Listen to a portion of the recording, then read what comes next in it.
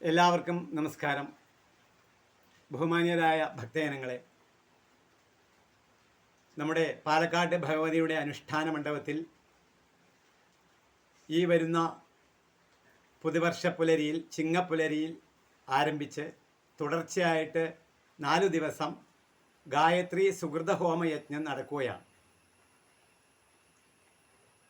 അതിനെ വിശദീകരിക്കുന്നതിന് മുമ്പ് എന്താണ് ഈ സുഹൃതഹോമം എന്നുള്ളതിനെ പറ്റി ചെറിയൊരു വിവരണം തരാൻ വേണ്ടി ആഗ്രഹിക്കുന്നു. സാധാരണഗതിയിൽ ആ പേര് സൂചിപ്പിക്കുന്ന പോലെ സുഹൃതം, ദുഷ്കൃതം, അങ്ങനെ 2 വാക്കുണ്ടല്ലോ. ദുഷ്കൃതത്തിന് നേരെ വിപരീതമാണ് സുഹൃതം. സുഹൃതം ചെയ്യുക എന്ന് നിങ്ങൾ എല്ലാവരും പറഞ്ഞു കേട്ടിട്ടുണ്ടാവും. അത് മനസ്സുകൊണ്ടും ശരീരം കൊണ്ടും വാക്കുകൊണ്ടും ത്രിവിധങ്ങളായ കരണങ്ങളെ കൊണ്ട് നമ്മൾ ചെയ്യുന്ന സൽപ്രവർത്തനങ്ങളാണ് സുഹൃതങ്ങളായിട്ട് തീരുക. അപ്പോൾ സുഹൃത ഹോമം എന്ന് പറയുമ്പോൾ ഈ ദുഷ്കൃതങ്ങളെ ഇല്ലാതാക്കുന്ന ഒരു ഹോമ സമ്പ്രദായമാണ്. അതിൽ പ്രധാനമായും സുഹൃതഹോമത്തിൽ ഉപയോഗിക്കുന്നത് ഗായത്രി മന്ത്രമാണ്. വേദമാതാവായിട്ടുള്ള ഗായത്രി മന്ത്രം ചൊല്ലി തരുരാജ്യ ഹവിരാജ്യ എന്ന നിയമപ്രകാരം ചമത, അതുപോലെ തന്നെ ഹവിസ്, നെയ്യ്, വീണ്ടും ഒരിക്കൽ കൂടി നെയ്യ്, ഇങ്ങനെ 4 വിധത്തിൽ 24,000 ഉരു ഹോമം ചെയ്ത് അത്ര തന്നെ സംഖ്യ ജപിച്ച് അതിൻ്റെ ദശാംശം തോതിലെടുത്ത് പ്രദക്ഷിണം, നമസ്കാരം, തർപ്പണം മുതലായവയൊക്കെ ചെയ്ത് ഈ ദുരിതത്തെയും ദോഷങ്ങളെയും ദുഷ്കൃതങ്ങളെയും ഒക്കെ തന്നെ ഇല്ലാതാക്കുന്ന ഒരു ബൃഹത്തായ പദ്ധതിയാണ്.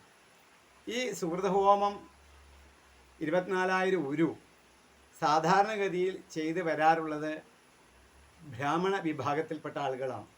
കാരണം ഗായത്രി ഉപദേശം, യജ്ഞോപവീത ധാരണം, ഉപനയനം, ഇങ്ങനെയുള്ള കാര്യങ്ങളൊക്കെ ഉണ്ടല്ലോ, ഇതൊക്കെ ബ്രാഹ്മണർക്കായിരുന്നു കൂടുതൽ ഉണ്ടായിരുന്നത്. വാസ്തവത്തിൽ ഷോഡശ സംസ്കാരത്തിൻ്റെ ഭാഗമായിട്ട് ഒരു കാലഘട്ടത്തിൽ അതിൻ്റെ എല്ലാ ആളുകൾക്കും ഈ ഷോഡശ സംസ്കാരവുമായി ബന്ധപ്പെട്ട് ഉപനയനാദി കാര്യങ്ങളൊക്കെ ഉണ്ടായിരുന്നെങ്കിൽ പിന്നീട് അത് ബ്രാഹ്മണർ മാത്രം ഒതുങ്ങി. അപ്പോൾ ഈ ബ്രാഹ്മണ സമുദായം പ്രശ്നവശാൽ പ്രത്യേകിച്ച് ഗുരുനാഥന്മാരെഴുതുന്ന രാശി വെച്ച് ചാർത്ത്, അവരെഴുതുന്ന ചാർത്ത് പ്രകാരമാണ് സുഹൃതഹോമം ചെയ്യുക. ഈ സുഹൃതഹോമം എന്നുള്ളത് ദശാംശ സംഖ്യ അനുസരിച്ചിട്ടാണ് വീടുകളിലൊക്കെ ചെയ്യുക. 24,000 ഉരുവൊക്കെ അമ്പലങ്ങളിലാണ് അധികം പതിവ്.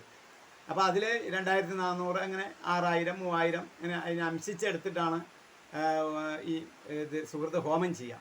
അപ്പോൾ സുഹൃതഹോമം ചെയ്യുന്ന ഒരു വിഭാഗം, അത് അനുഷ്ഠിച്ച് വരുന്ന ഒരു വിഭാഗം, അതിന് ഉപയോഗിച്ചിട്ടുള്ള ദ്രവ്യങ്ങൾ, അതിൻ്റെ കർമ്മശുദ്ധി, അതിൻ്റെ മന്ത്രശുദ്ധി, ഇതിനൊക്കെ ആസ്പദമാക്കിയിട്ടാണ് ഈ സുഹൃതത്തിൻ്റെ ഉപലബ്ധി ഉണ്ടാവുക. അപ്പോൾ സുഹൃതം ഉണ്ടാവുന്നത് എപ്പോഴാണ്?